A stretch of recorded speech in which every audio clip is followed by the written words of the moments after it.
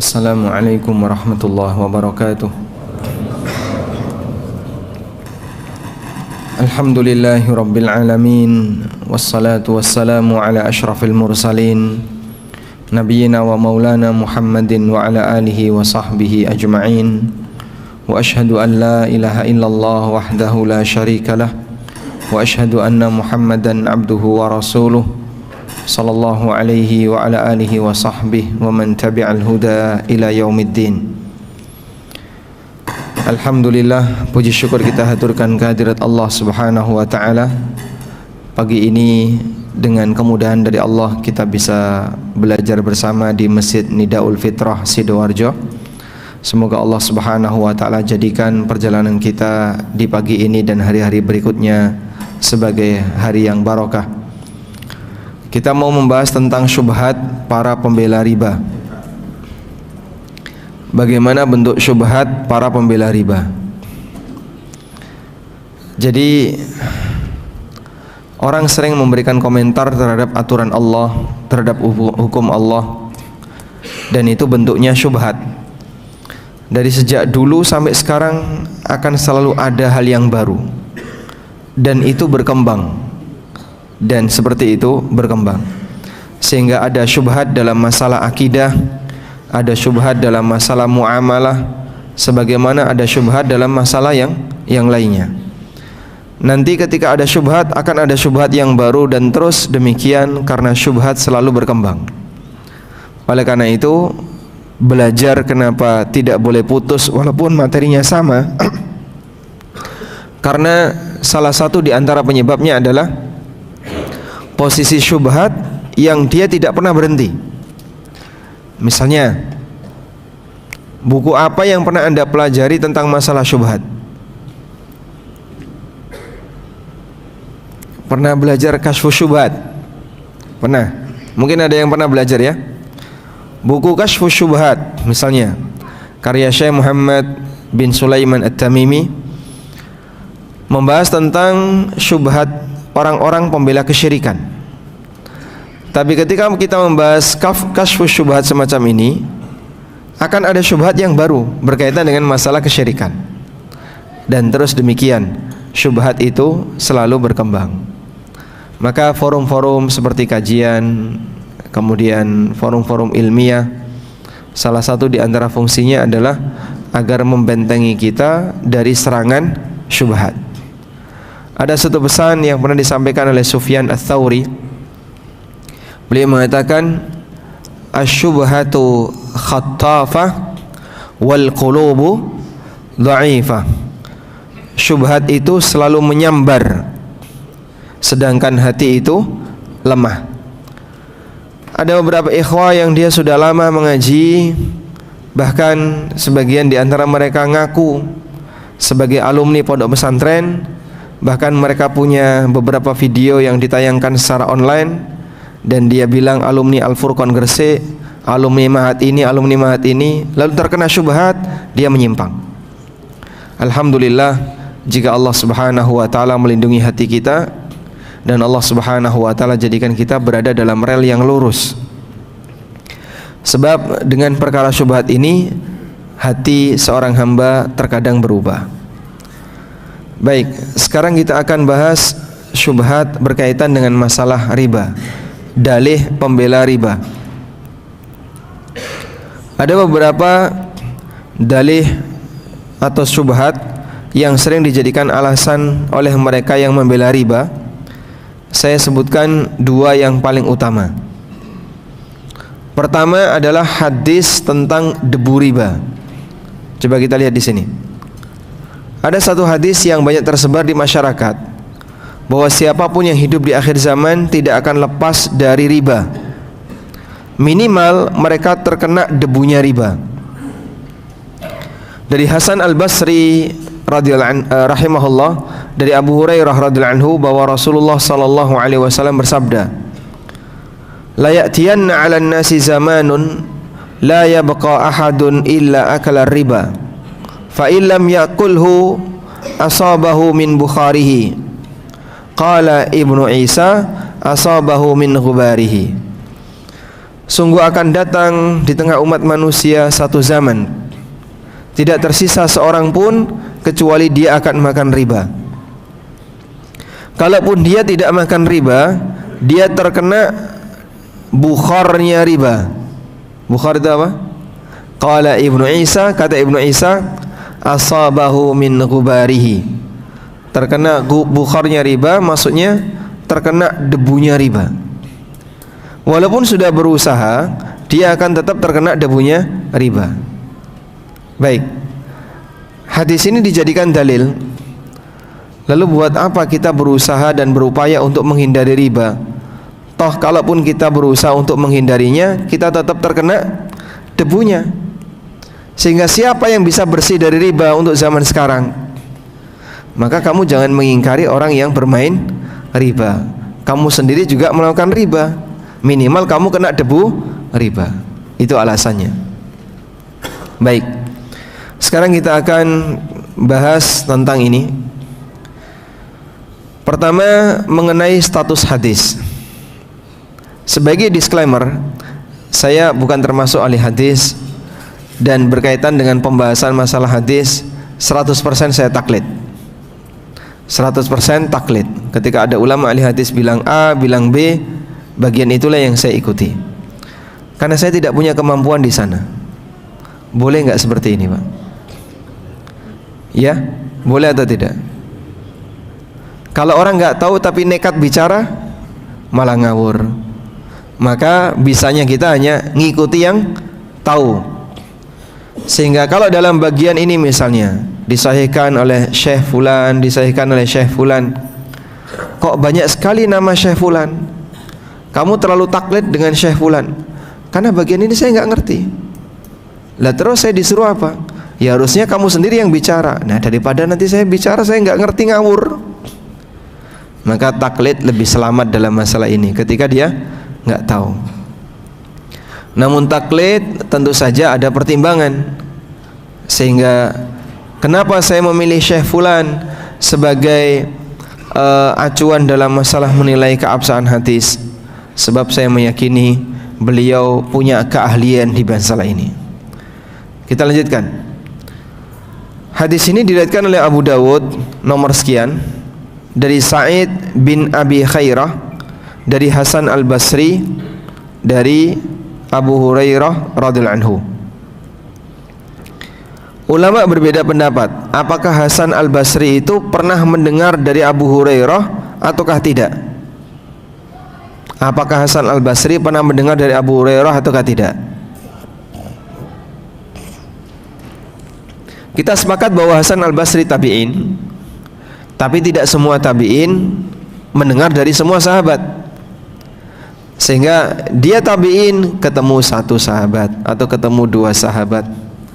Dia tabi'in ketemu sahabat A, sahabat B, tapi dia tidak ketemu sahabat yang lain. Apakah Hasan Al-Basri pernah ketemu Abu Hurairah?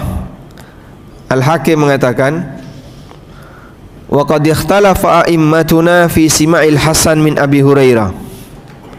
Para ulama kami, mereka berbeda pendapat apakah Hasan Al-Basri pernah mendengarkan dari Abu Hurairah ataukah tidak. Fa in sahha sima'uhu minhu fahadha haditsun sahih. Kalau sahih bahwasanya Hasan Al-Basri itu pernah mendengar dari Abu Hurairah, berarti hadis ini bisa kita hukumi sebagai hadis sahih. Sudah? Walaupun kita nggak tahu yang didengar Hasan Al-Basri dari Abu Hurairah itu hadis yang mana, tapi cukup dengan adanya riwayat Hasan Al-Basri ketemu Abu Hurairah dan pernah mendengar dari Abu Hurairah, berarti bisa jadi hadis ini berasal langsung dari Abu Hurairah. Penulis kitab Aunul Ma'bud Syarah Abu Dawud menilai hadisnya munqati', terputus sanadnya, karena Hasan tidak mendengar dari Abu Hurairah. Intinya di sini, jika kita mengambil kesimpulan bahwa Hasan tidak mendengar dari Abu Hurairah radhiyallahu anhu, berarti hadis ini apa? Sanadnya munqati', sehingga termasuk hadis dhaif. Baik.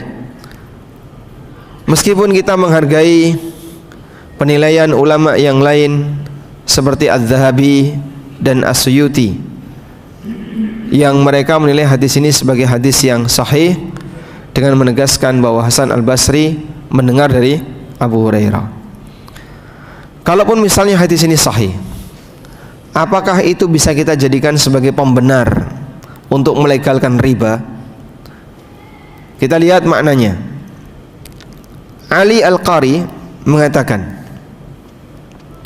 wal makna annahu law furida anna ahadan salima min haqiqatihi lam yaslam min atharihi wa in qallat jiddan. Makna dari hadis, andaikan ada orang yang selamat dari makan riba yang hakiki, dia tidak akan bisa selamat dari pengaruh riba meskipun sedikit sekali. Sehingga siapapun yang hidup di akhir zaman itu, setidaknya dia terpengaruh dengan adanya transaksi riba yang terjadi di masyarakat meskipun dia tidak makan riba. Tapi ini bukan alasan untuk membenarkan riba. Bagaimana penjelasannya? Sebagian orang masih memihak riba. Mereka menjadikan hadis ini sebagai salah satu dalil pendukungnya. Mereka beralasan jika semua orang tidak bisa lepas dari riba, berarti tidak perlu dipaksakan untuk menghindari riba. Hari gini mau menghindari riba mustahil, jadi nggak masalah kalaupun makan riba, yang penting nggak berlipat-lipat ya. Kan sering seperti ini ya. Berarti artinya apa dia? Dia mengakui itu riba, tapi dikit nggak masalah. Yang penting tidak apa? Berlipat. Yang penting ribanya tidak berlipat. Baik, kita menghargai pendapat ulama yang menilai hadis ini sebagai hadis sahih, namun menggunakan hadis ini sebagai dalil pembenar riba jelas tidak bisa diterima. Berikut alasannya.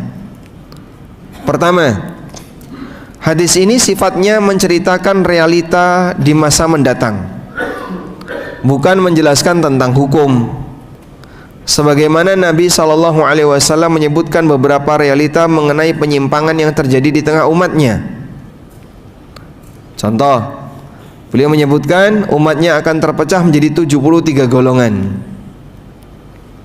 Apakah itu berarti kamu boleh bebas milih golongan? Tidak. Beliau hanya bercerita tentang apa?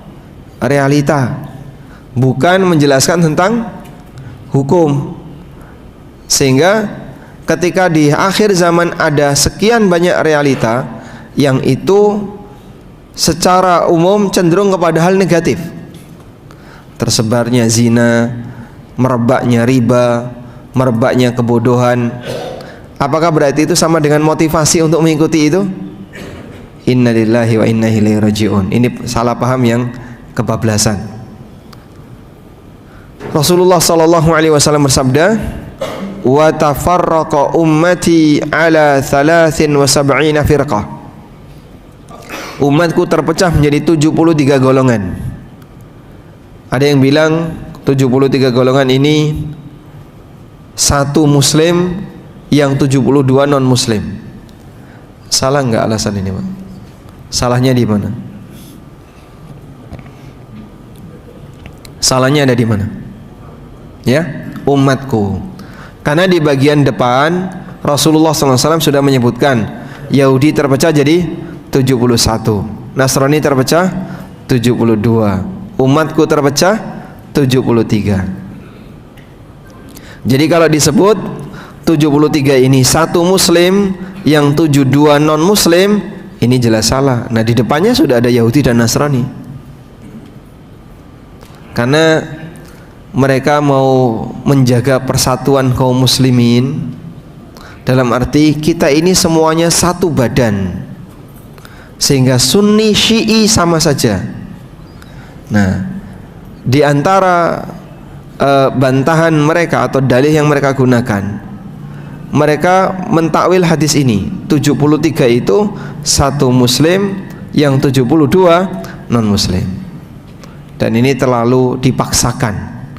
Karena di bagian depan Rasulullah SAW sudah menegaskan adanya Yahudi yang terpecah menjadi 71 golongan dan Nasrani yang terpecah menjadi 72 golongan. sehingga kita bisa lihat realitas semacam ini di lapangan. Demikianlah keadaan kaum muslimin, terpecah-pecah menjadi banyak golongan dengan latar belakang akidah yang beragam. Sejak kapan seperti ini muncul? Dalam sejarah perjalanan kaum muslimin, sejarah firqah, bisa disebutkan firqah yang pertama kali muncul apa, Pak? Khawarij. Yang kedua Qadariyah.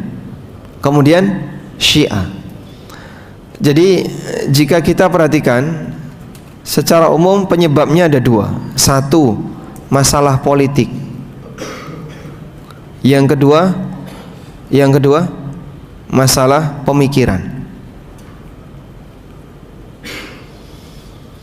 Firqah pertama yang pecah karena masalah politik itu Khawarij, dan bibitnya sudah ada di zaman Nabi SAW. Ketika ada orang namanya Dzul Khuwaisirah mengkritik Rasulullah SAW, dan ini ciri Khawarij, sensitif dengan kesalahan yang dianggap kesalahan, padahal Nabi SAW tidak salah ketika itu, tapi terlalu sensitif, dan itu langsung memicu respon di depan umum, sehingga Dzul Khuwaisirah sampai mengkritik Nabi SAW. Coba Nabi dikritik. Makanya andaikan Nabi itu masih hidup, pasti Nabi akan diberontak orang Khawarij, karena bagi mereka setiap manusia punya peluang salah, sampai pun sang Nabi. Sehingga Dzul Khuwaisirah mengatakan kepada Rasulullah SAW, "I'dil ya Muhammad," bersikaplah adil wahai Muhammad. Dalam riwayat yang lain dia mengatakan, "Hadza qismatun la yuridu bihi wajhallah." Ini cara bagi yang tidak didasari dengan prinsip takwa, tidak mengharapkan wajah Allah. Masya Allah, seorang Nabi dikomentari kayak gitu. Maka Rasulullah SAW mengatakan, "Famal ladzi ya'dil illam a'dil." Terus siapa manusia di muka bumi ini yang bisa adil kalau aku nggak bisa adil? Sehingga Khawarij itu muncul karena apa?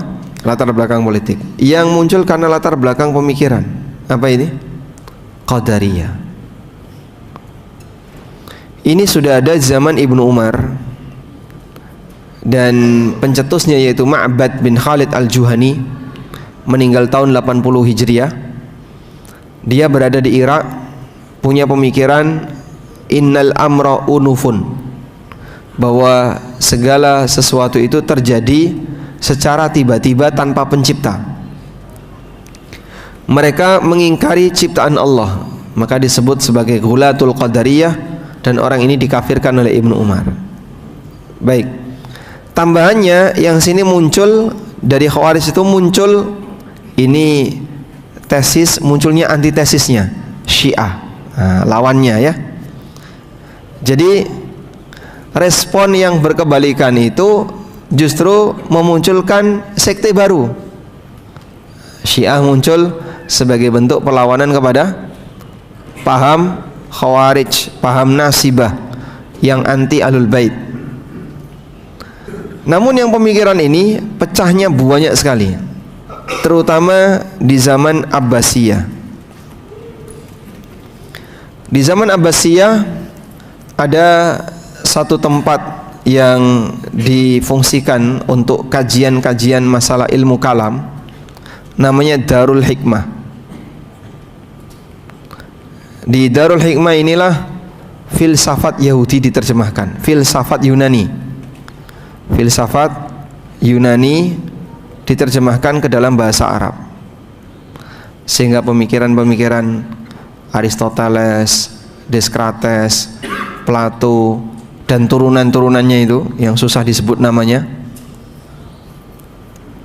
setelah diterjemahkan ke dalam bahasa Arab, akhirnya masyarakat Arab belajar tentang filsafat ini. Sejak peristiwa ini pecah berkeping-keping, sehingga kita kenal ada Mu'tazilah, Asy'ariyah, Maturidiyah, Kullabiyah, Biyah, Iyah yang lain itu Karramiyah dan seterusnya. Itu setelah penggunaan ilmu kalam. Sebab ketika ilmu kalam atau filsafat Yunani ini dipakai, mereka menggunakan akal dan logika sebagai sumber akidah. Mereka menggunakan logika sebagai sumber akidah. Padahal namanya akidah jangan pakai logika. Kenapa, Pak? Kalau di sini ada 100 orang, semuanya pakai logika untuk menyusun akidah, kira-kira gimana? Ada 100 akidah. Jadinya akan ada 100 akidah, karena dikembalikan kepada logika. Sudah? Berarti kalau kita bicara akidah, sumbernya apa, Pak? Sumber akidah. Apa sumber akidah? Wahyu. Sebab apa yang kita yakini, sesuatu yang tidak bisa dijangkau oleh akal, tidak bisa dijangkau oleh indera, maka sumbernya hanya satu, yaitu wahyu. Terus fungsi akal di mana? Akal membenarkan. Saya tidak bisa menjangkau itu, dan ini wahyunya benar, maka saya membenarkan dengan adanya bukti-bukti bahwasanya ini adalah sebuah kebenaran. Sudah? Tapi kalau akal dan logika jadi sumber, akhirnya kejadiannya seperti yang kita lihat. Ada banyak sekali sekte-sekte yang muncul berkaitan dengan masalah akidah. Kita lanjutkan di sini. Nabi SAW juga menceritakan umatnya akan melakukan banyak maksiat di akhir zaman. Dalam hadis berikut ini, la yakunanna min ummati aqwamun yastahilluna al-hira wal harira wal khamra wal ma'azif. Akan ada banyak orang di kalangan umatku yang menghalalkan zina, menghalalkan sutra, menghalalkan khamr dan alat musik. Hadis riwayat Bukhari. Dalam rangkaian ini menunjukkan bahwa semua ini hukumnya apa? Haram, tapi dihalalkan. Apa sih makna menghalalkan itu? Pak, menghalalkan zina hukumnya apa, Pak? Hah? Menghalalkan zina hukumnya apa? Hah? Keluar Islam, kufur. Semua tindakan mengubah hukum Allah itu bisa menyebabkan orang keluar dari Islam. Karena menghalalkan yang haram atau mengharamkan yang halal, mengubah hukum Allah diiringi dengan keyakinan itu yang benar, ini bisa menyebabkan pelakunya keluar dari Islam.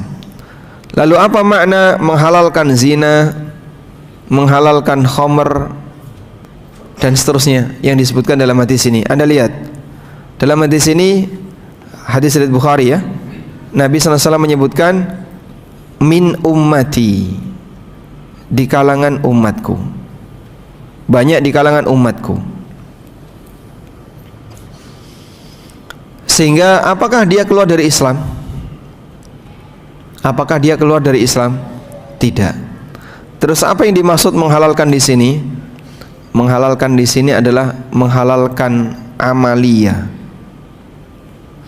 Menghalalkan amalia itu artinya melanggar larangan. Menghalalkan zina berarti sama dengan melakukan zina. Menghalalkan dalam arti melakukan amalia. Karena menghalalkan itu ada dua, ada menghalalkan amali dan ada menghalalkan i'tiqadi.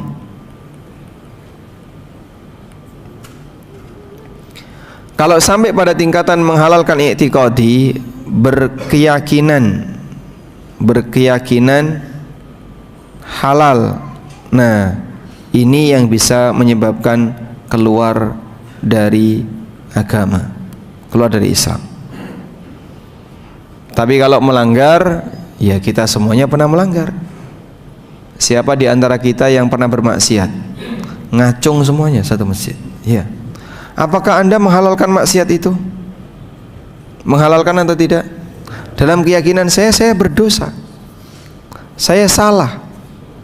Demikianlah makna dia melanggar tapi tidak sampai menghalalkan i'tiqadi. Makanya jamaah, ketika orang melakukan perbuatan haram, Anda jangan tuduh kamu menghalalkan ini ya, oh berarti kamu keluar dari Islam. Nah, itu tipe khawarij gitu. Lah kamu sendiri juga berbuat maksiat, apakah berarti kamu menghalalkan maksiat itu? Tidak. Nah, makanya bedakan di sini ya. Ada tahlil amali dan ada tahlil i'tiqadi. Ulangi ya. Tahlil ada berapa? 2. Pertama apa? Amali. Yang kedua i'tiqadi. Nah, kita coba rinci lagi.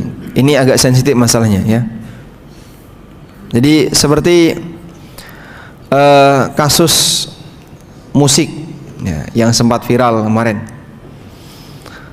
dan kemudian ada yang bikin postingan memvonis yang bermain musik atau menghalalkan musik keluar dari Islam dan seterusnya. Ini bahaya ya. Ini bahaya. Sekarang kita lihat di sini. Tahlil ada 2. Apa tadi? Amali. Tahlil amali itu maksudnya apa?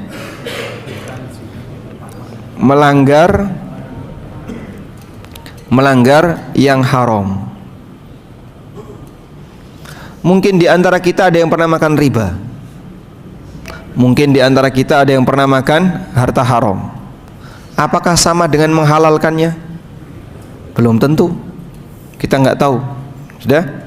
Yang kedua, i'tiqadi. Yang kedua, i'tiqadi.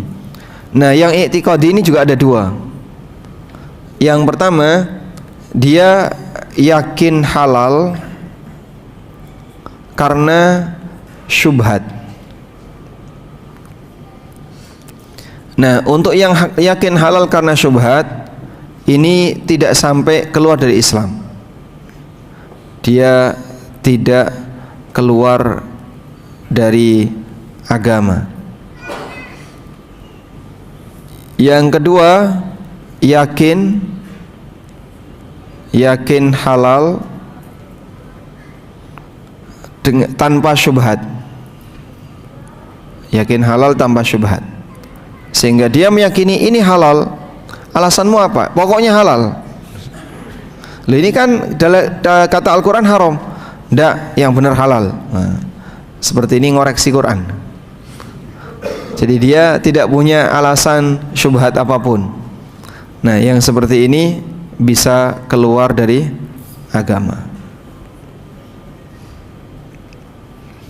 Maka kalau ada orang yang mengatakan ya, al-ma'azif, alat musik itu halal karena dia punya syubhat, sehingga saat dia ditanya, kamu kok menghalalkan ini, alasannya apa? Dia bisa menyebutkan banyak alasan.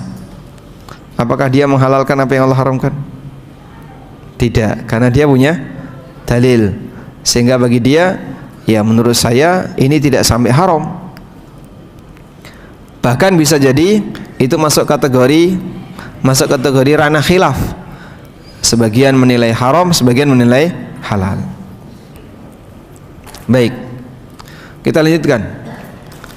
Nabi SAW juga pernah mengatakan, semakin jauh dari zaman nubuwah, umatnya semakin buruk. Nabi SAW bersabda, innahu la ya'ti alaikum zamanun illa alladhi ba'dahu syarrum min. Tidaklah datang satu zaman kecuali zaman setelahnya lebih buruk daripada sebelumnya.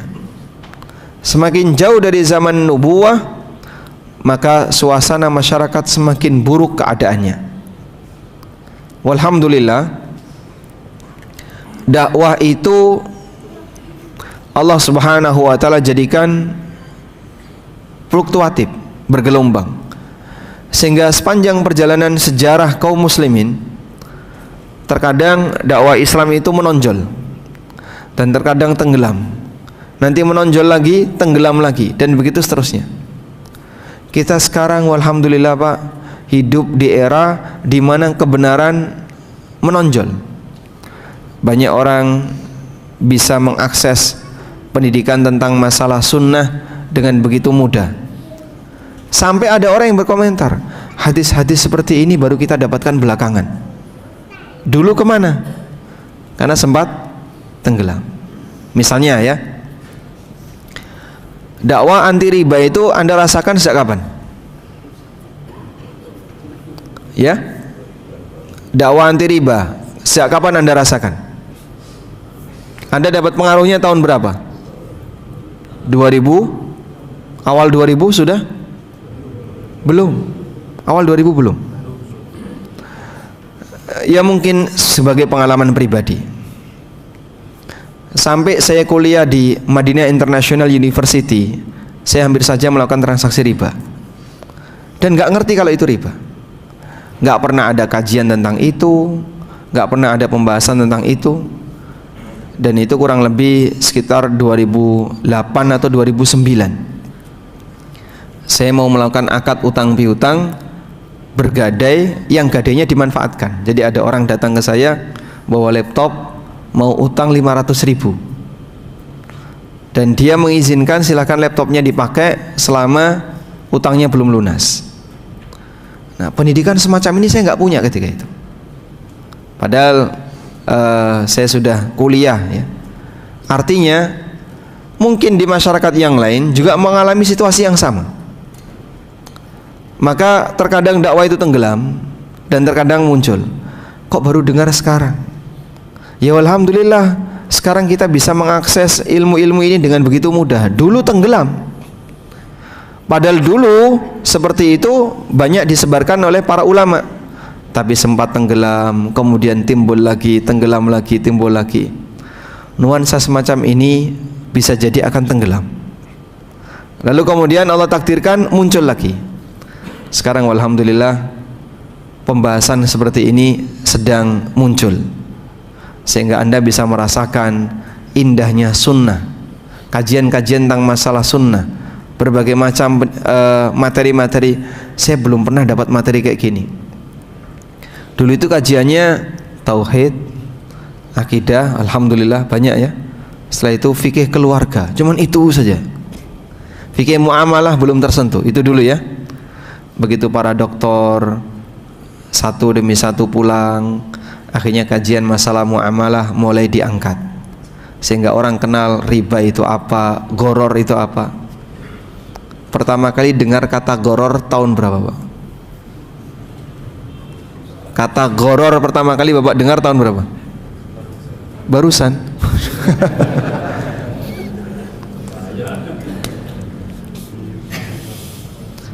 Sehingga kita mungkin tidak ngerti kalau ternyata praktek kayak gini goror, ternyata praktek seperti ini tidak boleh. Kita nggak ngerti. Alhamdulillah belakangan istilah goror sudah tidak horor lagi. Padahal dulu dianggap apa? Aneh gitu ya. Apa itu goror aneh? Sekitar 2004 di Jogja itu, Al-Ustaz Dr. Arifin Badri pertama kali menyampaikan kajian masalah muamalah, yang datang banyak sekali, pertanyaan juga banyak sekali. Dan itu pertama kali saya dengar tentang kajian masalah muamalah. Andaikan materi itu disampaikan sekarang, Anda akan berkomentar udah biasa, karena dulu baru pertama. Jadi tentang masalah riba, tentang transaksi-transaksi yang terjadi di dunia perbankan. Andaikan disampaikan sekarang, mungkin Anda bilang sudah sering materi seperti ini, karena dulu baru awal-awal mula materi seperti itu disampaikan. Walhamdulillah, Allah jadikan kita hidup di zaman ilmu itu mudah diakses. Tinggal kembali kepada pilihan, mau serius belajar atau tetap serius malas. Masya Allah. Malas nggak perlu serius ya. Baik, kembali ke sini. Tentu saja hadis ini tidak boleh kita jadikan sebagai alasan untuk membenarkan semua penyimpangan di atas. Nabi SAW menjelaskan realita di masa mendatang, yang itu bagian dari sunnatullah. Karena manusia semakin jauh dari zaman nubuwah, akan semakin jauh dari ajaran sunnah. Dan ini sifatnya tidak menyeluruh, karena terkadang kajian-kajian sunnah makin menyebar. Jadi misalnya ya, kita kenal sunnah, saya baru kenal Pak sekitar tahun 2010, 2015. Ada yang baru kenal 2020. Padahal usianya sudah 50 tahun, bahkan usianya sudah 60 tahun. Dulu kok nggak pernah ada ya Pak kayak gini Pak. Tahun 90-an kita nggak pernah dengar seperti ini. Awal-awal 2000-an juga nggak pernah ada seperti ini. Itu kemana? Kemana ilmu ini? Kok baru muncul belakangan? Nah, karena alasan inilah ada sebagian orang yang salah paham. Berarti memang ajaran ini ajaran baru. Akhirnya apa? Malah dituduh sebagai ajaran yang menyimpang. Wong dulu nggak ada kok. Saya mungkin Anda pernah dengar ya, ada orang yang menganggap jilbab wanita itu tidak wajib. Ya, bahkan itu tokoh ya. Baik. Saya itu penasaran, alasan tokoh ini itu apa? Alhamdulillah saya ketemu dengan orang yang dekat dengan temannya tokoh ini. Beliau tidak dekat dengan tokoh ini, tapi dia punya kenalan dekat yang dia temannya tokoh ini. Coba dong carikan alasan kenapa sampai orang ini mengatakan jilbab itu tidak wajib. Padahal itu kan boleh saya sebut aksioma dalam ajaran Islam. Hal yang sudah nggak bisa lagi dibantah ya. Kalau jilbab itu wajib, kok masih dia mengatakan jilbab nggak wajib? Akhirnya saya dapat alasan dari teman saya ini. Alasan orang ini kenapa mengatakan jilbab nggak wajib?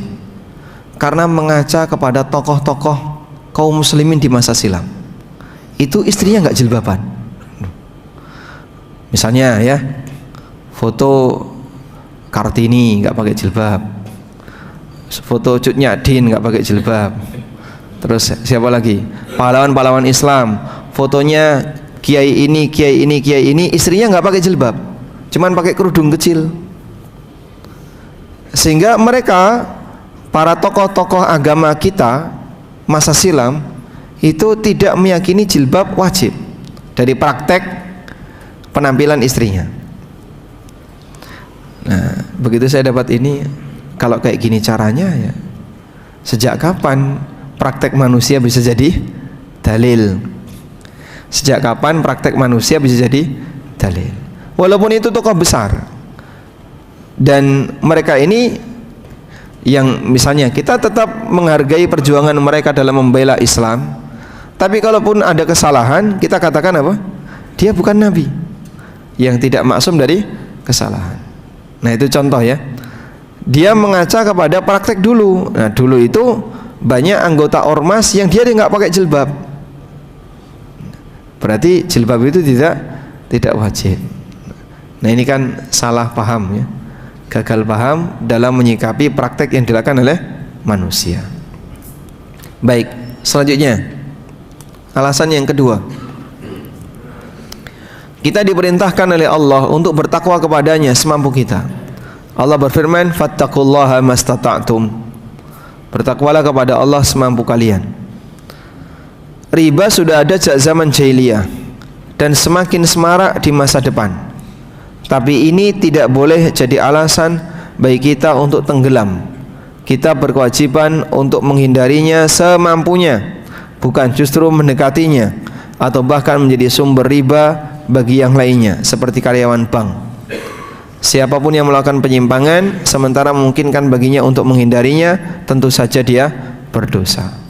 Baik, anggaplah bahwa semua orang pasti kena riba. Tapi apakah itu boleh jadi alasan? Ya sudah, kita nyemplung saja sekalian daripada cuman becek-becekan. Salah atau benar? Salah. Ya kalaupun kamu kena becek, seharusnya kamu berusaha apa? Hindari semampunya. Kalau sudah menghindari semampunya kok tetap kena kecipratan, jika memang dia sudah berusaha untuk menghindarinya, di bagian ini dia tidak berdosa. Walhamdulillah. Baik. Cuman sekarang ada pembahasan baru ya. Syubhat ini muncul belakangan. Riba haram. Ini sepakat. Saya sepakat dengan Bapak kalau riba itu haram. Ya? Tapi apakah bunga bank itu riba? Apakah bunga bank itu riba? Kata dia tidak sepakat. Nah, begini. Terus bunga bank itu bukan riba. Bunga bank itu halal. Jadi saya tahu riba itu haram, tapi saya tidak menilai bunga bank itu riba. Alasannya apa? Ada banyak bank di Saudi. Alasannya ada banyak bank di Saudi.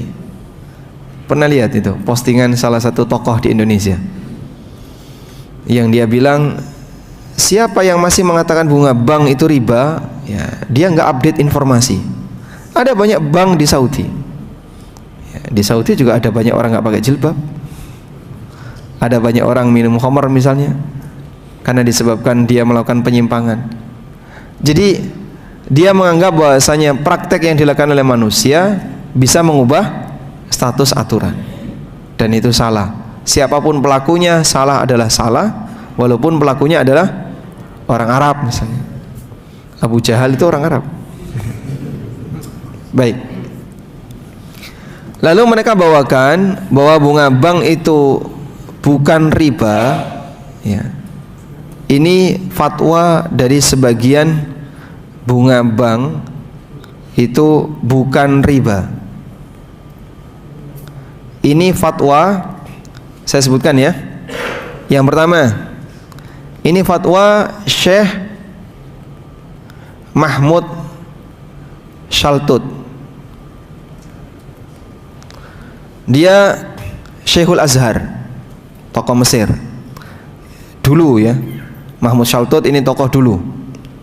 Lalu ada yang belakangan adalah Ali Jum'ah, Syekh Ali Jum'ah. Nah, dua nama ini yang paling sering dijadikan sebagai alasan untuk mengatakan bahwa bunga bank bukan riba. Dua nama ini yang paling sering dijadikan alasan bahwa bunga bank bukan riba. Sudah?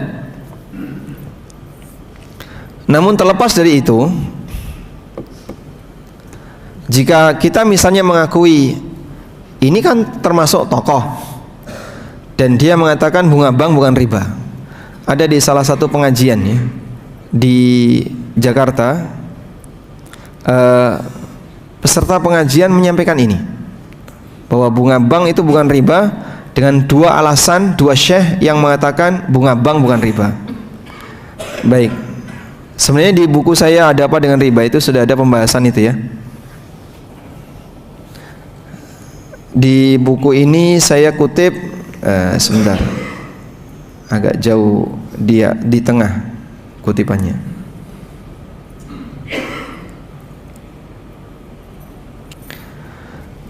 Kutipan itu saya sebutkan bahwa ada 300-an ulama yang pernah berkumpul di Azhar. Baik, kalau di buku di halaman 228. Coba kita bukain di halaman 200 berapa? 28. 228. Ini halaman berapa ini? 228. Masih ke bawah.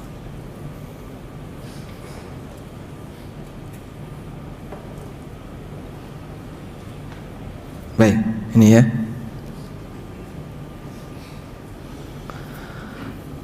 Sebagai data, saya sebutkan beberapa keputusan muktamar dalam bidang fikih yang menyimpulkan haramnya bunga bank. Yang menyebutkan haramnya bunga bank. Jadi begini ceritanya. Riba itu haram, kita sepakat. Apakah bunga bank itu riba? Kita belum sepakat. Berangkat dari sini paham ya? Paham insyaallah ya? Baik. Nah, sekarang siapa yang mengatakan bunga bank bukan riba? Dua tokoh yang sering disebut, Mahmud Shaltut dan Ali Jum'ah. Dan dua-duanya tokoh Al-Azhar. Sudah? Sekarang kita balik ke sini. Jika ada dua tokoh yang mengatakan bunga bank bukan riba, sekarang kita lihat Berapa tokoh yang mengatakan bunga bank itu riba? Pertama, keputusan Muktamar kedua, Majma' Bukhuth Al-Islami di Kairo pada bulan Muharram tahun 1385 Hijriah atau bertepatan dengan 1965 Masehi. Dihadiri para peserta dari 30 negara. Masing-masing negara ngirim berapa saya nggak tahu. Tapi dari 30 negara dalam Muktamar Bukhuth Islami mengatakan bunga bank riba. Keputusan Muktamar yang kedua, Majma' Fikih Islami, ini beda ya. Ini Majma' Bukhuth Islami, ini Mesir. Majma' Fikih Islami di Jeddah pada Desember tahun 1985 Masehi. Keputusan Majma' Rabithah Alam Islami yang diselenggarakan di Mekah pada tahun 1406 Hijriah. Ya. Tahun-tahun ini mungkin kita belum lahir, tapi ulama sudah membahas bunga bank riba. Informasi itu belum sampai di Indonesia. Keputusan Muktamar kedua tentang ekonomi Islam di Kuwait tahun 83 Masehi. Keputusan Majma' Fikih Islami di India tahun 1410 Hijriah. Dan teks Dr. Yusuf Al-Qardawi dalam Fawaidul Bunuk hiya ribal haram, menjadi perkara yang haram tanpa ragu dan bukan lagi perkara yang samar sehingga tidak dan menetapkan fatwa-fatwa pribadi. Telah dilakukan banyak muktamar dan konferensi yang menegaskan bahwa semua bentuk riba bank dari Majma' Bukhuth Islami yang diselenggarakan hingga muktamar internasional pertama dalam masalah ekonomi Islam dan peperangan ya. Cuman begini, ketika kalian menghargai pendapat 2 tapi membuang pendapat 300, itu pertimbangannya apa? Kalau disebut, wah ini adalah ulama pembaharu, ini adalah tokoh yang mencetuskan modernisme Islam yang progresif. Ya kira-kira apakah 300 ulama juga tidak punya misi yang sama? Sehingga ini dianggap ulama jadul. Ini ulama dulu dan mereka sebagian besar adalah tokoh Mesir. Jadi boleh disebut Syekhul Azhar lawan Syekhul Azhar yang lain. Kalau kita berimbang dari sisi status. Ini Syekhul Azhar. Nah, yang bicara bunga bank haram juga Syekhul Azhar. Dan Dr. Yusuf Qardawi menyebutkan daftar nama 300 ini dalam buku beliau Al-Bunuk, Fawaidul Bunuk hiya ribal muharramah. Sampai dia sampaikan tentang Mahmud Shaltut tadi. Di bagian akhir kesimpulan, Dr. Yusuf Qardawi mengatakan, "Man ya'budu Mahmud Shaltut fa innahu qad mata." Siapa yang menyembah Mahmud Shaltut, dia sudah mati. Dan siapa yang menyembah Allah, Allah Maha Hidup tidak pernah mati. Itu kesimpulan Yusuf Qardawi. Tapi ini ya berlebihan ya.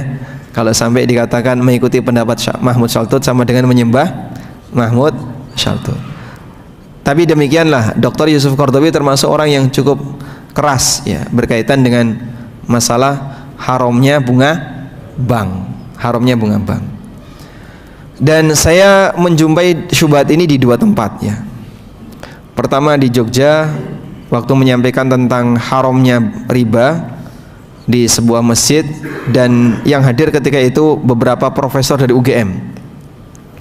Nah, di antaranya mereka bilang, iya riba itu haram, tapi apakah bunga bank itu riba? Itu belum tentu haram. Itu belum tentu riba. Jadi yang kita bahas haramnya riba sepakat, tapi bunga bank bukan riba. Nah, akhirnya saya utarakan ini. Saya juga paham riba itu haram, tapi di saat yang sama saya juga meyakini bunga bank adalah riba. Kalaupun Bapak tidak mau meyakini itu, saya paparkan keterangan ulama-ulama ini. Saya sebutkan ini. Ada lebih dari 300 ulama yang mengatakan bunga bank itu riba, dan mereka sudah membahas ini sebelum kita yang ada di sini bisa kuliah. Ya, karena mereka kan termasuk orang-orang senior. yang mungkin tahun 65 masih SD, tahun 65 masih TK.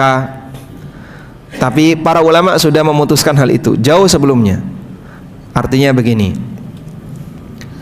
jika konferensi ini kita bisa sebut mewakili ijma, berarti kalau ada pendapat baru seperti pendapatnya Dr. Ali Jum'ah, berarti pendapat ini mengingkari atau berlawanan dengan ijma. Pendapat ini bertentangan dengan ijma, dan pendapat yang bertentangan dengan ijma itu salah, karena ijma termasuk dalil. Apa dalil kalau ijma adalah dalil? Apa dalil kalau ijma adalah dalil? Sebutkan satu dalil bahwa ijma adalah dalil. Fa in tanaza'tum fi syai'in farudduhu ila Allahi war Rasul. Kalau kalian beda pendapat dalam masalah apapun, kembalikanlah kepada Allah dan Rasulnya. Berarti kalau nggak beda pendapat, itu sudah dalil. Maka ijma adalah dalil. Baik. Walhamdulillah. Selanjutnya, bagaimana cara menyelesaikannya? Kembali ke atas ya. Tadi tentang masalah dalih pemakan riba di halaman 44. Nah, halaman berapa ini? Oh, masih jauh. Ini halaman. Baik.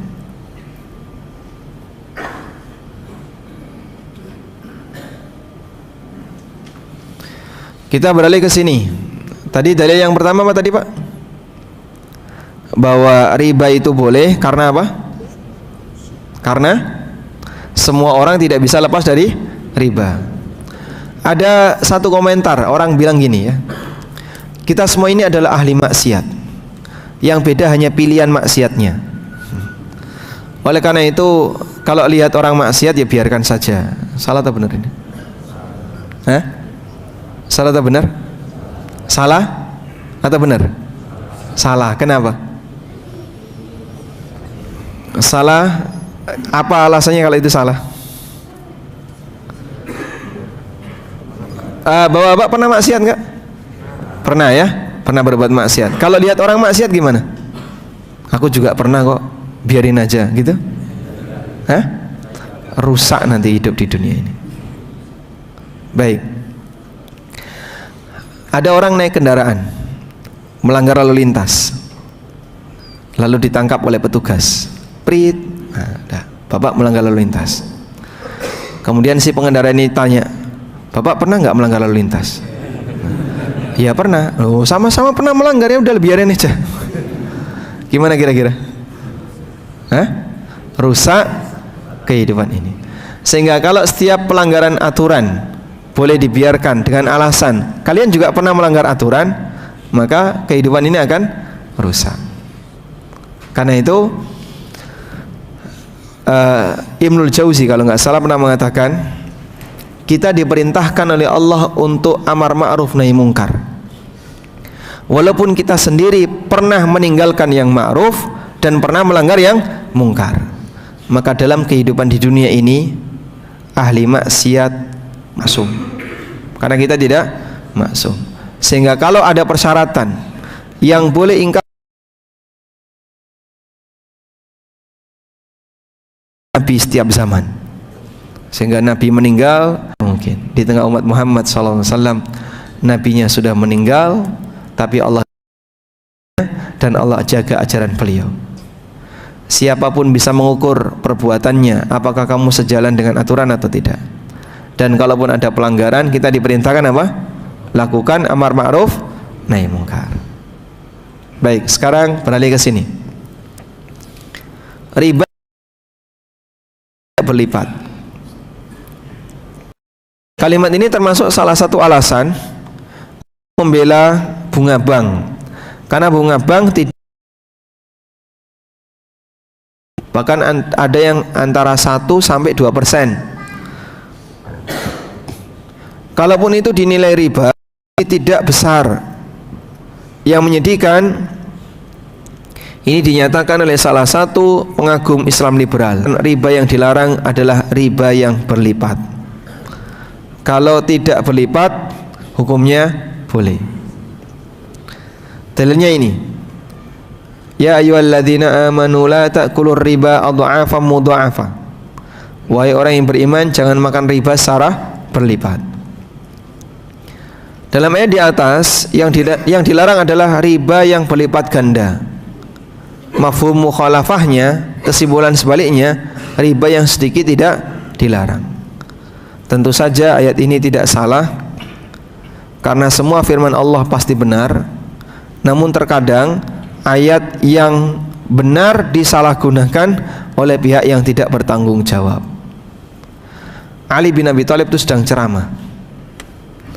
Di tengah beliau ceramah, di belakang itu ada ting celebung itu, orang bunyi. Nah, di belakang itu ada orang mengatakan, inil hukmu illa lillah, inil hukmu illa lillah. Ya. Tapi maksudnya mau menyerang Ali bin Abi Thalib. Akhirnya beliau mengatakan apa? Kalimatu haqqin urida biha batil. Yang dia ucapkan itu kalimat yang benar, firman Allah, inil hukmu illa lillah. Urida bihal batil, tapi tujuan dia untuk kebatilan. Mau dipakai untuk memberontak dengan kalimat inil hukmu illa lillah. Maka ada banyak sekali ayat dalam Al-Quran dan dipakai untuk membela kebatilan. Saya pernah mendengar ceramah orang Syiah, dan dia menyampaikan pembelaan tentang nikah mut'ah. Ya, itu syubhat yang bahaya ya. Alhamdulillah bahasa Arab. Kalau bahasa Indonesia ini bahaya ini. Jatuh ke tangan pendekar yang tidak bertanggung jawab ini. Jadi orang Syiah ini bilang, Allah berfirman, ada dalam surat Al-Baqarah ya, tentang masalah nikah mut'ah. Famastamta'tum biha fa'atuhunna ujurahunna fariidhah. Siapapun wanita istamta'tum biha, yang sudah kalian mut'ah, fa'atuhunna ujurahun, maka berikanlah ujrah bagi mereka. Ya, padahal famastamta'tum di situ maknanya adalah mut'ah, di situ pesangon, bukan nikah mut'ah. Kalau seorang lelaki menceraikan istrinya sebelum digauli, ya, setelah akad nikah cerai, maka nanti si wanita ini dikasih pesangon, namanya mut'ah. Nah, itu disebut dalam Al-Quran dengan kalimat famastamta'tum biha. Dalam ayat yang lain Allah mengatakan wa matti'uhunna 'alal musi'i qadaruhu wa 'alal musiri qadaru. Berikanlah mut'ah bagi mereka. Mut'ah di situ maknanya pesangon. Nah, itu oleh orang Syiah dijadikan dalil istamta'tum, nikailah mut'ah. Baik. Dan ini pendapat yang salah dan penyimpangan, kalimatnya benar tapi dikasih tujuan apa? Didompengi untuk tujuan yang salah. Ketika Ali bin Abi Thalib menghadapi Khawarij, orang-orang yang memberontak dari kepemimpinan beliau, mereka beralasan bahwa Ali telah keluar dari Islam. Kemudian mereka menyebutkan dalil dari Al-Quran yang tadi, inil hukmu illa lillah. Mendengar dalil ini, Ali bin Abi Thalib mengatakan kalimatu haqqin urida biha batil. Kalimat yang benar namun dimaksudkan untuk membela kebatilan. Keadaan semacam ini selalu ada dalam perjalanan dakwah sejak masa silam. Hampir semua manusia yang mengikuti pemikiran menyimpang, mereka memiliki dalil baik dari Al-Quran maupun hadis. Inilah yang disebut dengan syubhat. Disebut dengan syubhat. Alasan untuk membela kebatilan tapi dengan menggunakan dalil Al-Quran. Allah menjanjikan setiap syubhat ada bantahannya. Wala ya'tunaka bimathalin illa ji'naka bil haqqi wa ahsana tafsira. Tidaklah orang-orang kafir itu datangkan kepadamu dengan membawa sesuatu yang ganjil, melainkan kami datangkan kepadamu sesuatu yang benar dan yang paling baik penjelasannya. Sudah? Bahkan sampai pun semua pelaku maksiat itu punya alasan. Dulu orang musyrikin makan bangkai. Alasannya apa, Pak? Ada yang tahu alasannya? Kenapa orang musyrik makan bangkai? Ya, bangkai itu sembelihan Allah. Bangkai itu disebut apa? Sembelihan Allah. Sampai mereka bilang Muhammad itu aneh. Sembelihannya sendiri dia doyan makan, sembelihan Allah dia nggak doyan. Ya. Jadi mana yang lebih baik, sembelihan Allah atau sembelihan sendiri? Sembelihan Allah. Maka bangkai lebih halal daripada sembelihan kamu. Masya Allah. Dan itu bisikan dari setan. Ada yang tahu apa alasan orang musyrik tawaf di Ka'bah sambil telanjang? Kenapa mereka tawaf sambil telanjang? Orang telanjang itu baik atau buruk, Pak? Telanjang, Pak. Orang telanjang itu baik atau buruk, Pak? Memalukan, ya. Itu dilakukan di Masjidil Haram, coba. Telanjang di Masjid An-Nida, gimana? Iya, semua orang akan mengatakan gila. Tapi ini telanjang di Masjidil Haram, bahkan tawaf. Apa alasannya? Kita tidak boleh tawaf di tempat suci dengan menggunakan kain yang pernah dipakai maksiat. Masya Allah. Kain mana yang nggak pernah dipakai maksiat? Siapa yang pernah pakai baju yang bajunya nggak pernah dipakai dosa? Nggak ada. Maka lucuti pakaianmu agar kau bisa lebih suci ketika tawaf. Masya Allah. Ya rada ngeleleng kayak gini. Tapi seperti itu ya dipercaya. Baik, kita lanjutkan ya. Kita akan memberi tanggapan untuk pernyataan riba boleh asal tidak berlipat. Pertama, dalil tentang larangan riba itu banyak. Beberapa di antaranya menyebutkan berbagai bentuk hukuman dan ancaman. Mulai dari ancaman yang dibinasakan hartanya ketika di dunia, ancaman perang dengan Allah, dan seterusnya. Sehingga tidak proporsional jika seseorang hanya mengambil satu dalil sementara dia tidak mempedulikan ayat riba yang lain. Dan itu karakter orang yang menyimpang. Dia hanya menggunakan satu ayat tapi ayat yang lain dilupakan. Allah mencela orang Yahudi yang mengimani sebagian ayat tapi kufur kepada yang lain. Afatu'minuna bi ba'dil kitab wa takfuruna bi ba'd? Apakah kalian mengimani sebagian isi Al-Quran atau sebagian isi kitab tapi kufur kepada sebagian yang lain? Sehingga sebagai mukmin kebiasaan semacam ini sangat jahat dan tidak boleh ditiru. Oleh karena itu semua dalil harus kita rangkum. Dari sekian dalil mengenai larangan riba, ada yang mengatakan tinggalkan sisa-sisa riba. Ada juga yang mengatakan falakum ru'usu amwalikum, kalian hanya dapat pokoknya saja. Kita simak ayat ini. Ya ayyuhalladzina amanu taqullaha wa dharu ma baqiya minar riba. Wahai orang yang beriman, bertakwalah kepada Allah dan tinggalkan sisa riba. Ayat yang lain Allah mengatakan wa in tubtum falakum ru'usu amwalikum. Kalau kalian bertobat, kalian mendapatkan harta pokoknya. Harta pokok berarti apa? Modal. Andai kan ada riba yang diizinkan, tentu Allah akan memberikan pengecualian.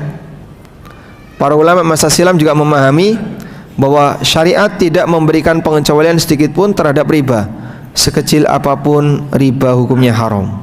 Nah, seperti ini ya perkataan Ka'ab al-Ahbar. Dia tokoh Yahudi yang masuk Islam di zaman tabi'in, dan beliau termasuk di antara ulama tafsir. Beliau mengatakan dirhamur riban ya'kuluhu ar-rajulu wa huwa ya'lam. Satu dirham riba yang dimakan seseorang dan dia tahu kalau itu riba, asyaddu min sittatin wa thalathina zanya, lebih jahat dibandingkan 36 kali berzina.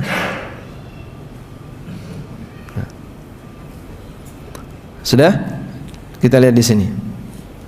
Redaksi ini ada dua jalur. Pertama dari Abdullah bin Handalah secara marfu' dari Nabi SAW. Dan yang kedua dari Abdullah bin Handalah dari Ka'ab al-Ahbar. Kata Ad-Daruqutni, riwayat Ka'ab sanadnya lebih sahih dibandingkan yang marfu. Ini juga pendapat yang disampaikan Al-Baghawi. Karena itu yang lebih tepat ini perkataan Ka'ab dan bukan sabda Nabi sallallahu alaihi wasallam. Ya. Sehingga yang mengatakan 1 dirham riba yang dimakan seseorang padahal dia tahu lebih buruk daripada 36 kali berzina, ini sifatnya adalah keterangan siapa? Ka'ab al-Ahbar. Baik.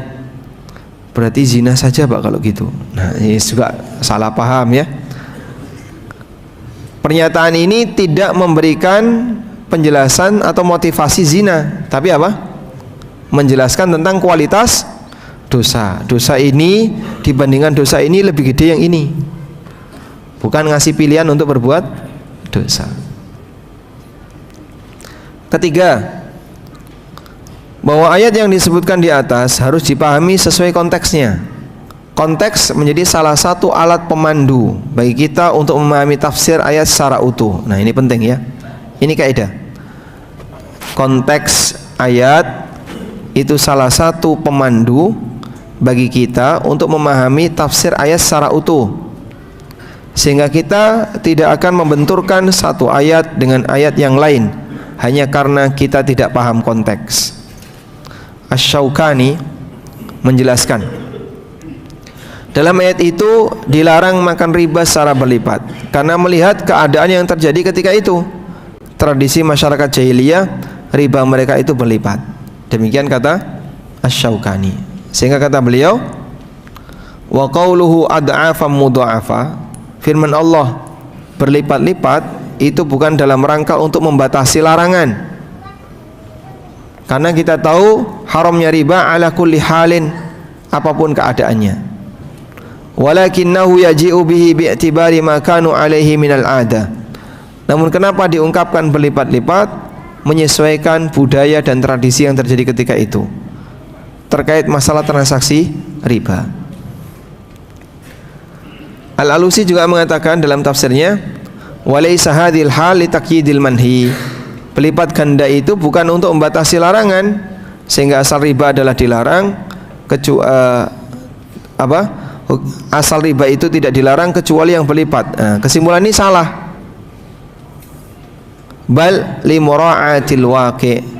Namun yang benar untuk menyesuaikan dengan realita yang terjadi ketika itu. Wallahu alam. Baik. Intinya begini jamaah, yang bilang bahwa riba itu boleh kecuali yang berlipat-lipat, dia hanya menggunakan satu ayat, itu pun tidak paham konteks. Padahal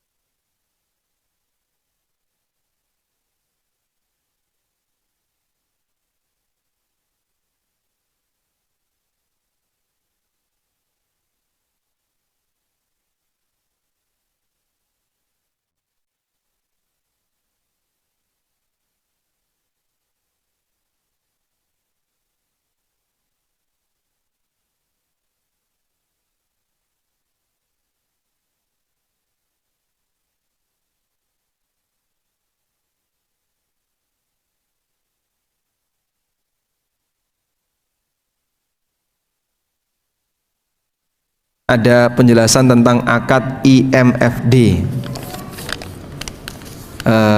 Akad IMFD paham Mbak? Nggak paham? Berarti nggak nonton video itu. Ada yang nonton videonya Ustadz Erwandi?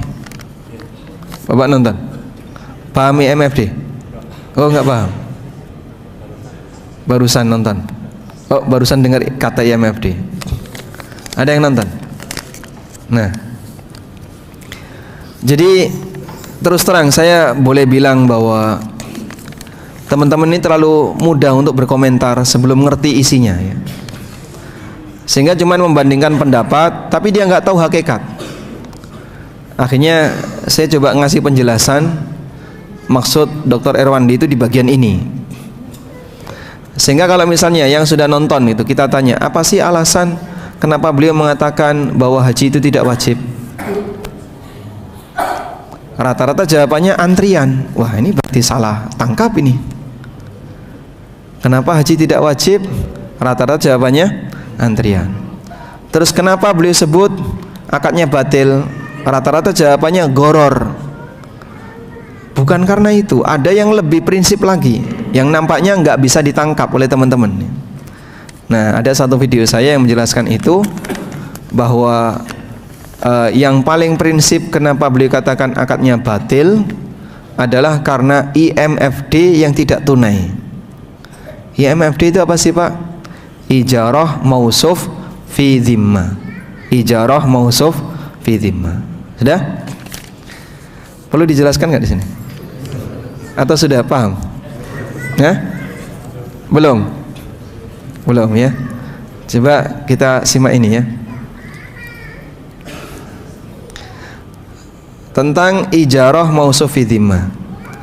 Ijarah mausuf fi dhimma. Baik. Jadi ceritanya seperti ini ya. Jual beli. Jual beli itu kan ada dua Pak ya, bisa barang atau jasa. Udah?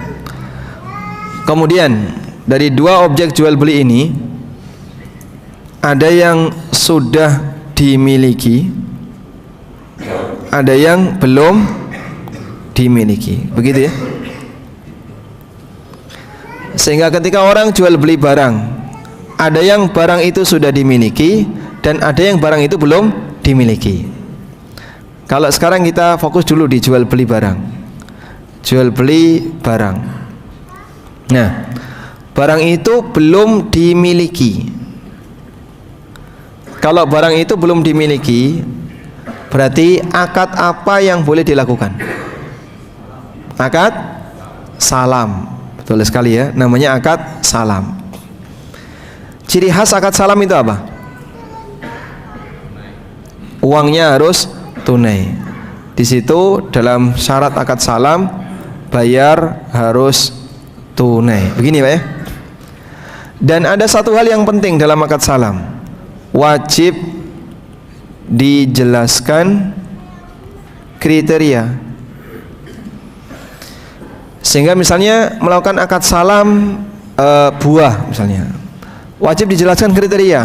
Buah jenis A, ukuran B, dengan berat sekian dan seterusnya, akan diserahkan sekian. Jika kriterianya tidak dijelaskan, maka akad ini masuk kategori goror. Itu yang disebut dengan akad salam.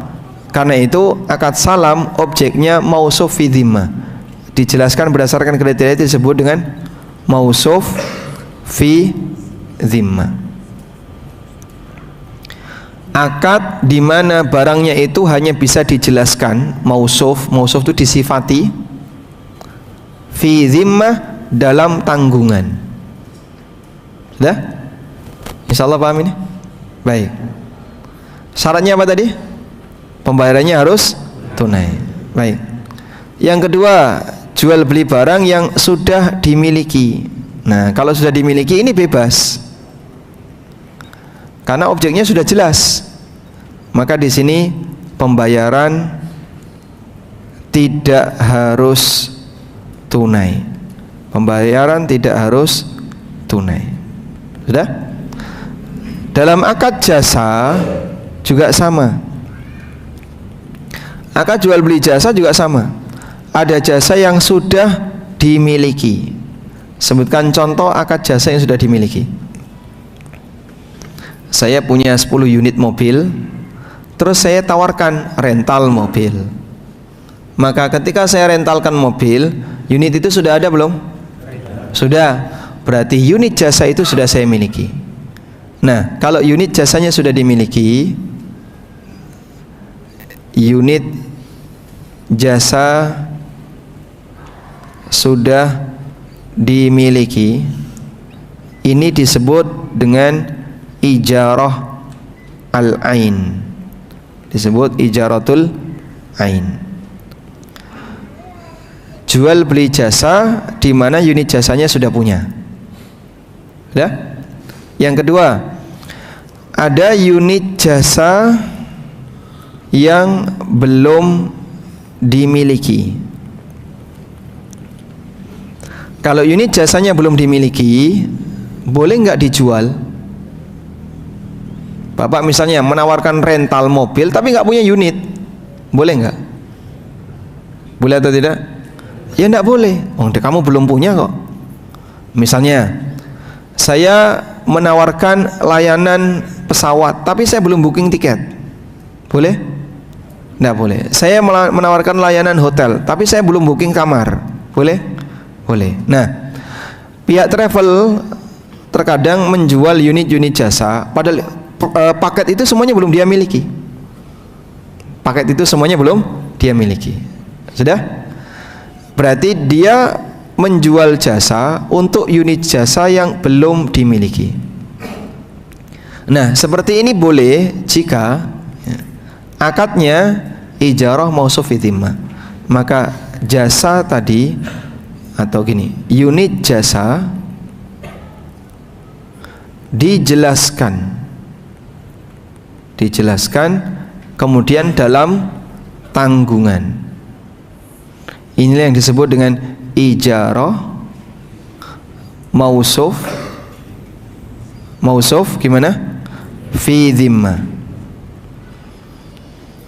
Sehingga dia harus jelaskan seperti apa nanti layanan yang akan saya dapatkan. Misalnya saya ikut travel A, nanti hotelnya apa Pak? Oh, hotelnya seperti ini atau yang sederajat atau yang setaraf. Nanti pesawatnya ya kalau nggak Garuda, Saudia atau yang setaraf. Setaraf Garuda, Saudia. Ya anaknya Saudi lah. Flynas misalnya ya.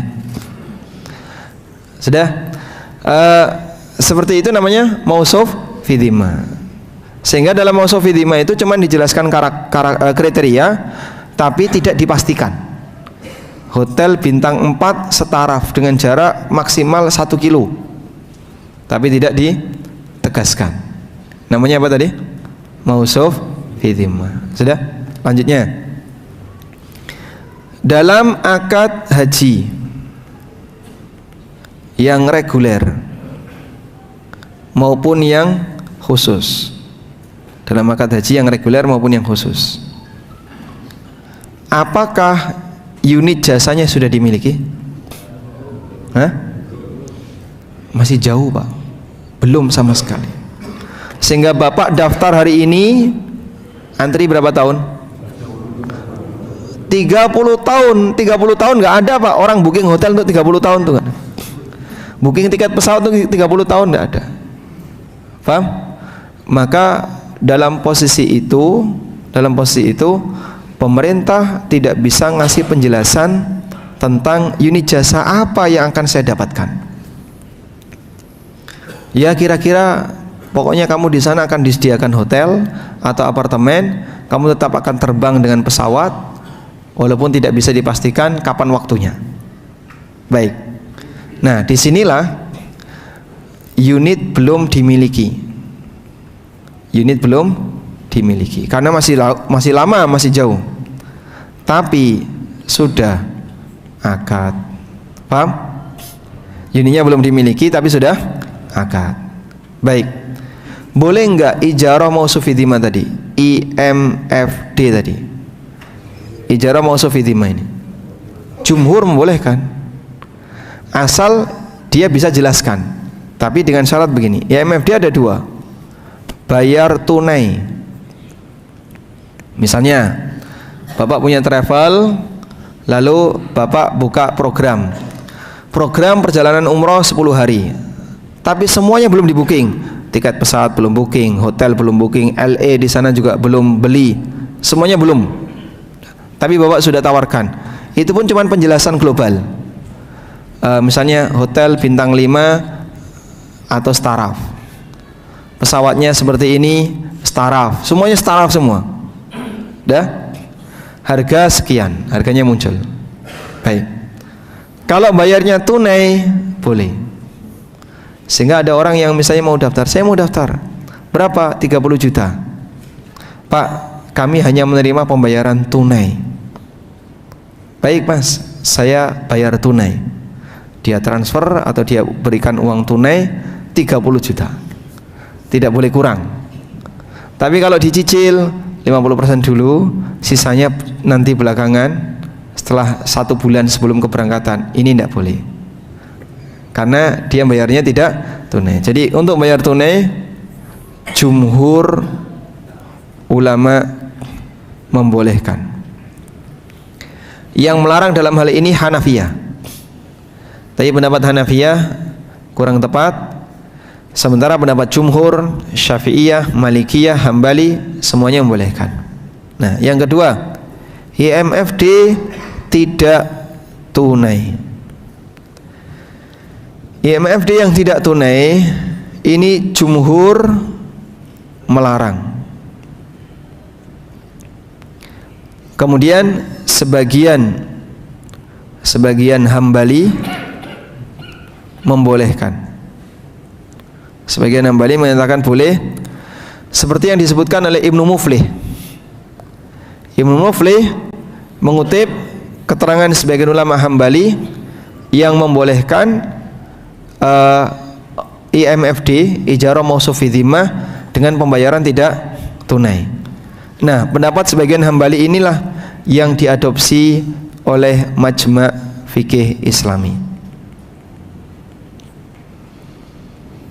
Nah, Majma' Fikih Islami yang di bawah OKI itu membolehkan IMFD yang tidak tunai. Sudah? Sehingga praktek haji reguler dan haji khusus yang bayarnya DP dulu itu sama dengan IMFD tidak tunai. Jelas insyaallah. Nah, sementara Al-Ustadz Dr. Erwandi menyebutkan bahwa IMFD itu harus tunai. Kalau tidak tunai, maka akadnya akad yang batil. Sehingga beliau tidak hanya sebatas memfatwakan haji tidak wajib, tapi beliau memfatwakan tarik yang sudah daftar. Ya, makanya ketika ada yang tanya, ya, saya sudah daftar 7 tahun, tarik dananya. Kalau tidak wajib, sebatas tidak wajib, turun jadi sunnah atau minimal mubah lah misalnya. Itu kan tidak harus narik ya. Cuman beliau mengatakan bukan cuman sebatas nggak wajib, batil. Sehingga yang sudah daftar sekian tahun tarik, yang sudah 7 tahun tarik. Nah terus nanti saya haji pakai apa? Wong antriannya sudah saya tarik, ya nggak wajib. Sehingga kamu menghindari yang batil ini, dan berikutnya kamu tidak wajib untuk daftar. Itu alur dari fatwa beliau, dan beliau sebut kenapa itu batil terkait masalah IMFD tadi. Nah makanya suudzon saya itu yang banyak komentar, wah pendapat ini tegas. Itu ketika ditanya, kamu tahu nggak sisi haramnya di mana? Ya tadi, kalau nggak seputar goror, masa tunggu lama, oh berarti dia gagal paham. Tapi sudah berani komentar. Betul lah apa yang dikatakan oleh para ulama, li ajlil juhal kathurul khilaf, disebabkan karena orang bodoh yang ikut komentar sehingga perbedaan pendapat makin bercabang. Lau sakata man la yadri laqallal khilafu bainan nas. Andaikan orang yang tidak tahu itu diam, maka yang namanya perbedaan itu akan semakin sedikit. Nah, dan kita senang dengan pembahasan yang lebih ilmiah, sehingga saya tidak pernah mengatakan dengan kata-kata yang kasar, sebutan bodoh atau dungu atau yang lainnya. Kita nggak suka yang kayak gitu ya. Kalau memang nggak setuju ya beda pendapat, nggak usah membodoh-bodohkan orang lain, sehingga sampaikan apa adanya, jelaskan sesuai dengan latar belakang secara ilmiah dan menggunakan pendekatan fikih. Selanjutnya kami kembalikan kepada masyarakat, Anda mau pilih pendapat yang mana? Wallahu a'lam.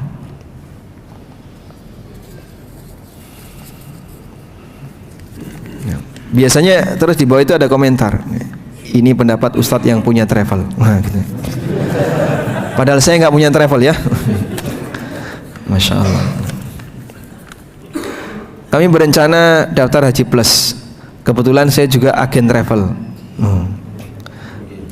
Yang kami tuju, jika saya daftar orang lain, contoh suami, maka saya dapat 200 USD per orang, 4.500. Jika jadi daftar, kami berencana membayarnya langsung 4.300 dan travel membolehkan. Apakah ini boleh? Ya, kembali kepada perbedaan pendapat tadi. Anda lebih cenderung pendapat yang mana? Apakah IMFD itu yang ada di masyarakat kita ini termasuk boleh atau tidak? Karena kan tidak tunai ya, dan tidak ada haji yang tunai, baik yang plus maupun yang apalagi yang reguler. Yang plus DP-nya 4.500, yang reguler 25 juta, tambahannya masih banyak. Nah, kalau pakai skema IMFD tidak bisa menurut pendapat jumhur. Maka bisanya unit jasanya harus sudah ada, dan itu mustahil sebab masih panjang. Jangankan yang reguler yang 20 tahun ya, yang plus yang 7 tahun saja nggak ada. Saya daftar sekarang, hotelnya sudah di booking belum? Pak, mana ada Pak booking hotel untuk 7 tahun ke depan? Booking tiket pesawat untuk 7 tahun ke depan ada? Tidak ada. Pihak maskapai tidak bersedia. Tapi mereka bisa jelaskan, maskapainya kurang lebih ini, hotelnya kurang lebih ini. Anda bayar DP dan kita melakukan akad IMFD, tapi tidak tunai. Mengambil pendapat yang membolehkan. Wallahu a'lam.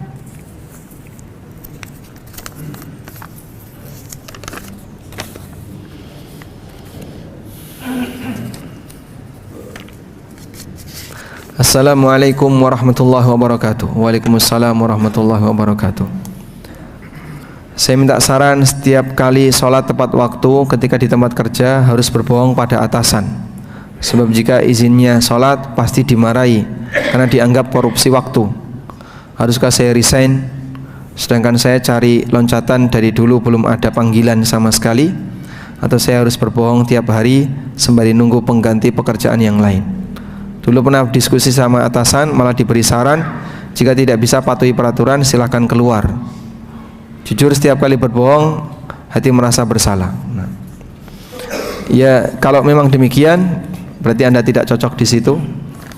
Anda silahkan cari pekerjaan yang lain, sehingga seorang mukmin punya identitas dan dia lebih mendahulukan kewajiban dia kepada Rabb-Nya. Assalamualaikum. Waalaikumsalam. Biaya operasi karena kecelakaan kerja yang ditanggung oleh jam sostek apakah termasuk riba? Jika riba, saya pernah mengambil manfaat tersebut. Apa yang harus saya lakukan? Kalau melebihi dari nilai premi yang Anda bayarkan, kelebihan itu riba. Ya, sehingga Anda misalnya sudah terlibat di sini dan Anda tidak bisa menghindar. Nah, pada saat penggunaan yang boleh diambil hanya senilai premi yang dibayarkan. Total preminya misalnya 5 juta, biaya rumah sakit 10 juta. Yang 5 juta duitnya siapa itu? Yang 5 juta tambahannya duitnya siapa? Hah? Asuransi. Asuransi itu duitnya siapa? Ya itu kan duit orang lain. Maka ketika kita mengakui bahwa harta orang lain dijaga oleh syariat, tidak boleh kita ambil dengan akad yang batil, sehingga wajib kita kembalikan. Tapi nggak bisa Pak, sistem menolak itu. Saya nggak bisa mengembalikan. Kalau memang tidak bisa mengembalikan, berarti Anda jadikan sebagai harta sosial. Nah, harta sosial ini bisa digunakan untuk fasum, fasos, atau bisa digunakan untuk kegiatan keagamaan, termasuk juga diserahkan kepada fakir miskin.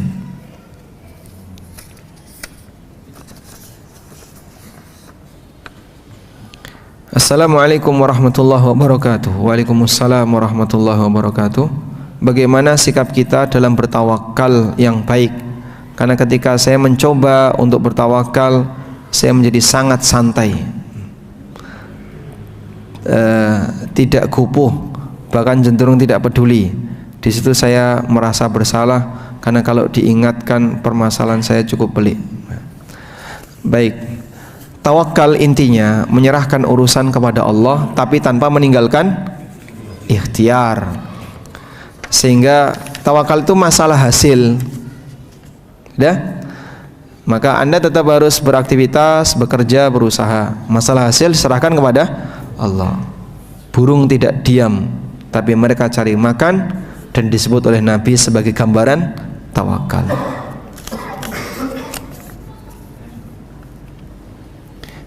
Orang A beli emas 20 juta.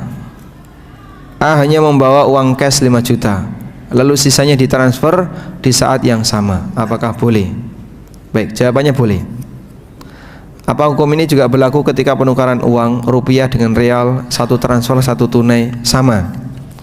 Jadi kalau uang itu ada fisik, ada non fisik ya. Ada cash, ada cashless.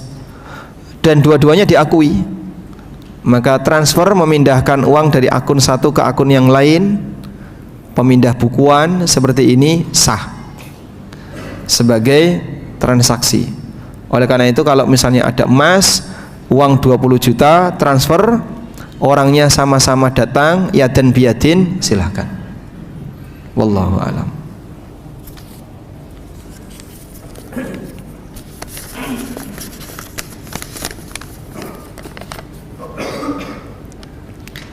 Apa boleh bunga bank kita anggap hilang karena sudah bayar admin bank? Karena terkadang bunga bank jumlahnya lebih sedikit dari admin. Masalahnya admin itu kewajiban Anda. Biaya admin ini apa? Kewajiban nasabah yang mendapatkan layanan dari bank. Anda menggunakan layanan dari bank, pakai payment gateway mereka, jalur pembayaran lalu lintas.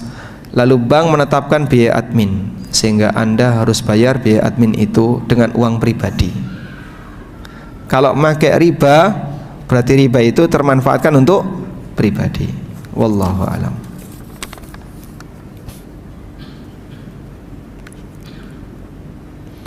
Apakah sebaiknya kajian diadakan di masjid? Lebih baik menyuarakan masjid, menyuburkan masjid daripada menyuburkan hotel yang bercampur dengan kemaksiatan. Mengapa para pemateri masih ada yang mengisi kajian di hotel yang berbayar, padahal kajian tidak boleh berbayar? Ada yang beralasan kalau di masjid khawatir terjadi sabotase.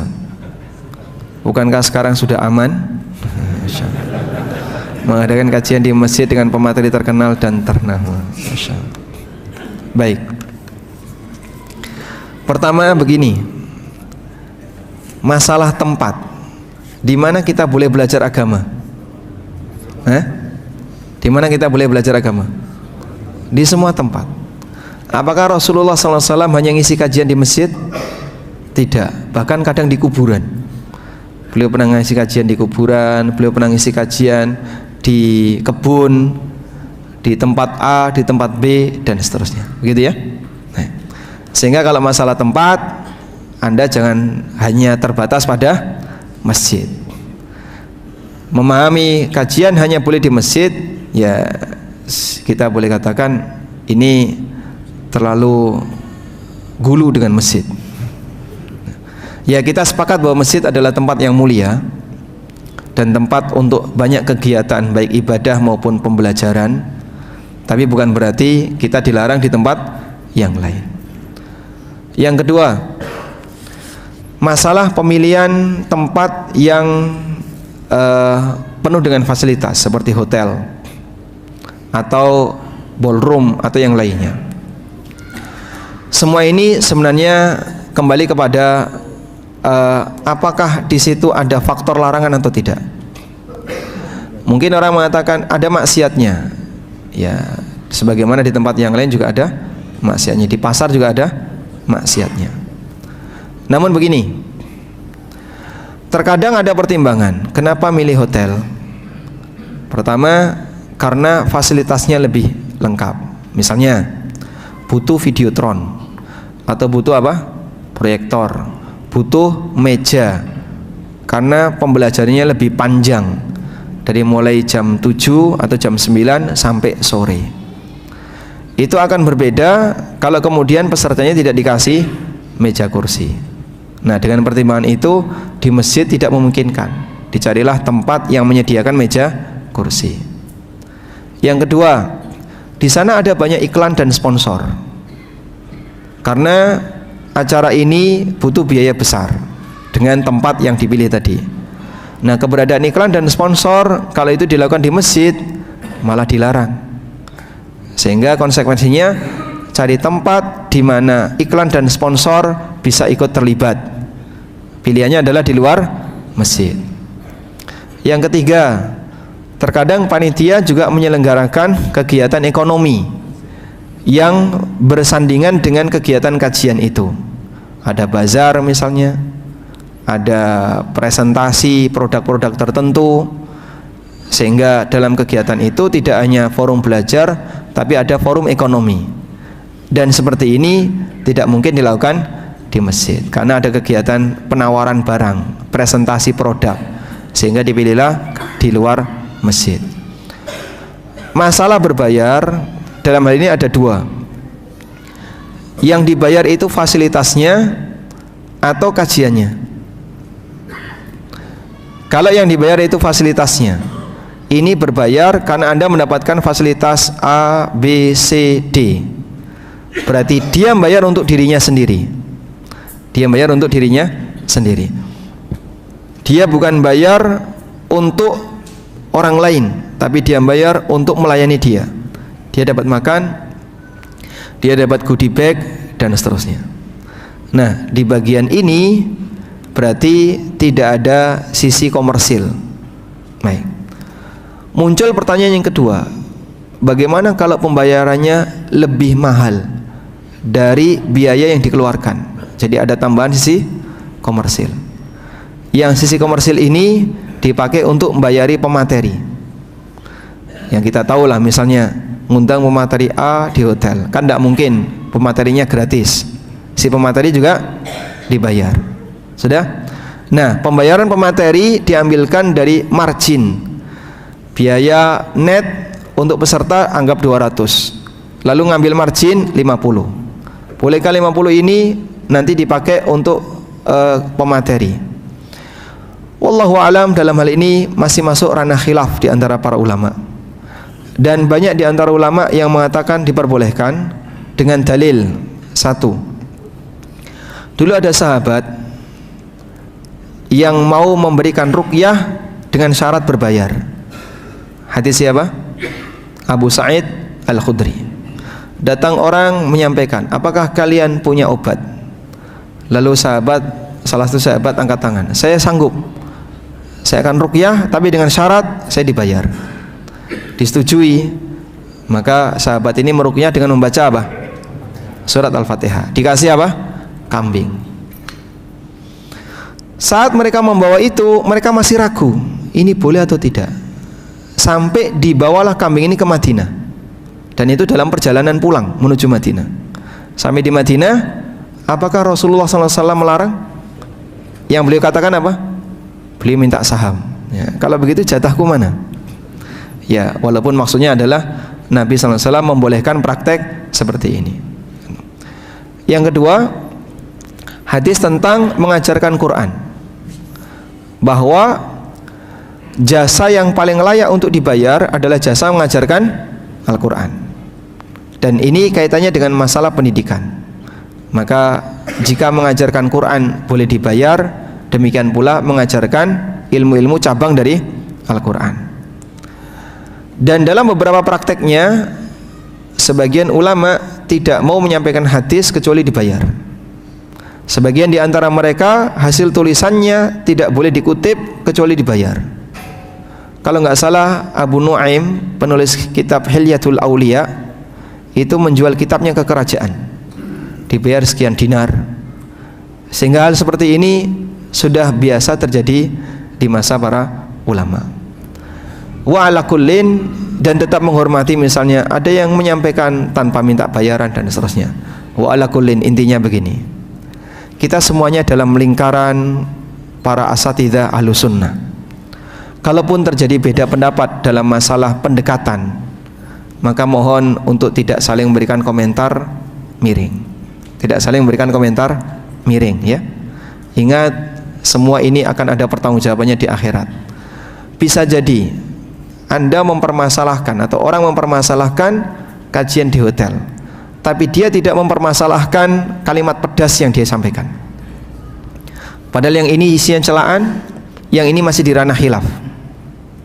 Nah, dari situ kenapa yang ini tidak ditoleransi, sementara perkataan pedas tadi dia biarkan?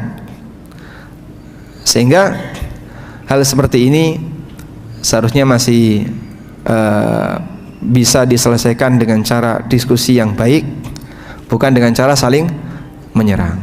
Ya, kurang lebih seperti itu sebagai nasihat akhir, ya.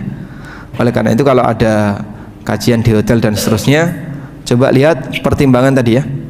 Itu ada sponsor, di situ ada apa lagi? Ada kegiatan ekonomi, dan itu belum memungkinkan untuk dilakukan di masjid. Ada fasilitas dan seterusnya, karena masa belajarnya panjang. Saya pernah ngisi begitu, terkait masalah fikih muamalah. Ya, jamaahnya nggak paham. Kenapa? Nggak ada oret-oretan.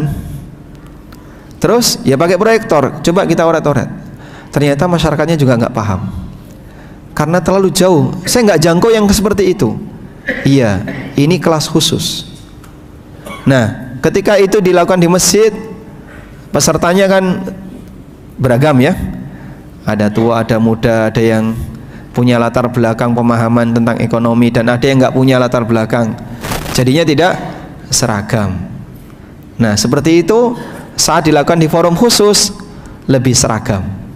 Nah, forum khusus itu kalau dilakukan di masjid terkadang kurang memungkinkan, butuh belajar yang panjang. Wallahu alam. Baik, mungkin itu yang bisa kita sampaikan. Semoga apa yang kita bahas ini bermanfaat. Wassallallahu ala nabiyyina Muhammadin wa ala alihi wa sahbihi wasallam. Wa akhiru da'wana anil hamdulillahi rabbil alamin. Wassalamualaikum warahmatullahi wabarakatuh.